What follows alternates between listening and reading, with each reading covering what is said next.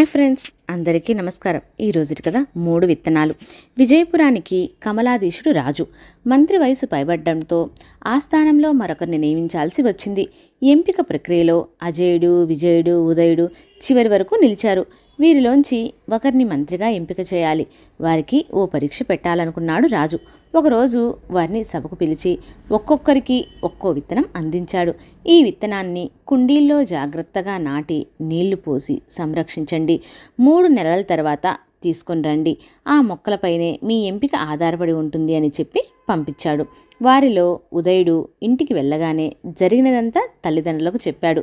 తల్లి సూచించినట్లే సారవంతమైన మట్టిని కుండీలో పోసి విత్తనాన్ని నాటాడు. క్రమం తప్పకుండా నీరు పోశాడు. 3 వారాల తర్వాత మిగతా 2 విత్తనాలు మొలకెత్తాయి. కానీ ఉదయుడు నాటిన విత్తనం మాత్రం అసలు మొలకెత్తకపోవడంతో బాధపడ్డాడు. ఇదే విషయాన్ని తల్లికి చెప్పాడు.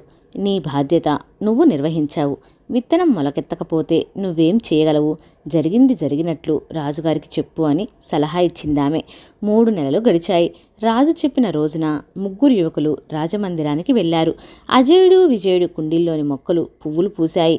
ఉత్త చేతులతో వచ్చిన ఉదయుణ్ణి చూసి నువ్వు మొక్కను తీసుకొని రాలేదేం అని అడిగాడు రాజు. జరిగింది చెప్పాడు ఉదయుడు. ఇక అజేయుడు, విజయుడిలో ఎవరో ఒకరు మంత్రి అవుతారు అని సభలోని వారందరూ గుసగుసలాడుకున్నారు.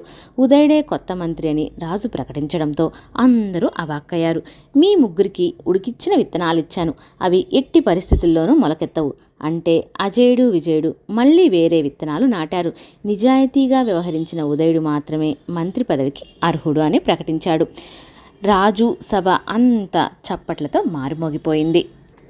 ఓకే ఫ్రెండ్స్, నా కథ మీకు నచ్చినట్లయితే లైక్ చేయండి, షేర్ చేయండి మరియు నా ఛానల్ని సబ్స్క్రైబ్ చేయండి.